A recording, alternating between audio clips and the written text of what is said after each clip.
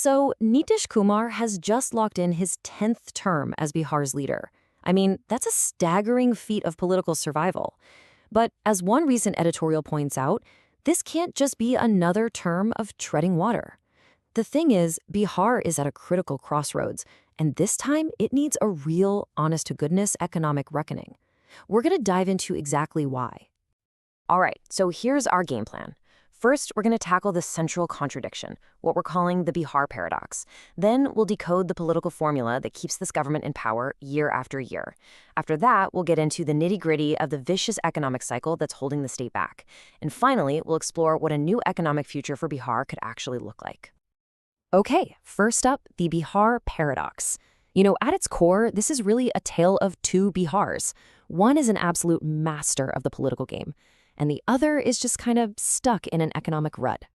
10 terms as chief minister. Just let that sink in for a second. I mean, in the incredibly chaotic world of Indian state politics, that kind of staying power is, well, it's practically unheard of. It really speaks to an unbelievable mastery of political strategy. And this right here really lays out the paradox perfectly. On one side, you have this incredible political victory, his party nearly doubling its seats. But then, on the other side, you have this incredibly stark economic reality.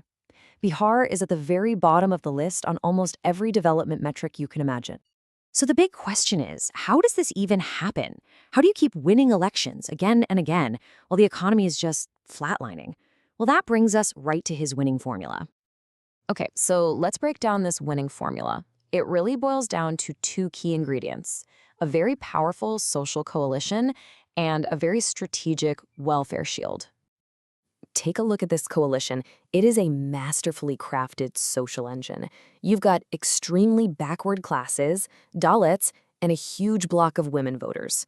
Then you combine all of that with the BJP's core base, and what you get is a political machine that is just incredibly difficult to defeat.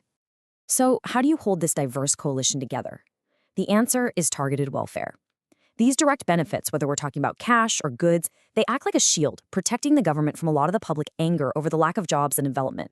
And this shows you that trade-off in action. For many voters, an immediate, tangible benefit in their hands often feels more important than these bigger, long-term problems like a lack of investment or jobs. It's a really effective strategy that has allowed the government to ride out political storms while kind of sidestepping those deeper economic issues. Now, you might be wondering, why doesn't the opposition pounce on this? Well, this strategy works so well in part because the opposition just can't seem to figure out a response. Their own social coalitions are too narrow, their party organizations are pretty weak, and they've completely failed to turn all this economic frustration into actual votes. So while the political formula has been a roaring success, it's also helped create a pretty vicious economic cycle. Let's take a closer look at why Bihar seems to be trapped. This table, wow, it's a pretty brutal report card. Agriculture, stagnant. Industry, practically non-existent. And the service sector? It's almost entirely made up of government jobs, which is nowhere near enough to employ Bihar's massive population. And the human cost of all of this is just immense. With zero opportunities at home, people are forced to pack up and leave. This has made Bihar the single largest source of migrants in all of India. It's a constant brain drain, a loss of talent and energy that the state desperately needs. And all of this brings us to the editorial's main point. It is time for a new economic reckoning. The old playbook of trading welfare for votes has pretty much run its course. This 10th term can't be more of the same. It has to be about real, deep, lasting transformation. The editorial puts it very bluntly, saying, a state cannot thrive on transfer payments and handouts. And it's true, right? Real prosperity, lasting prosperity, it comes from production, from investment, from jobs, not from subsidies alone. And this is the crucial point right now.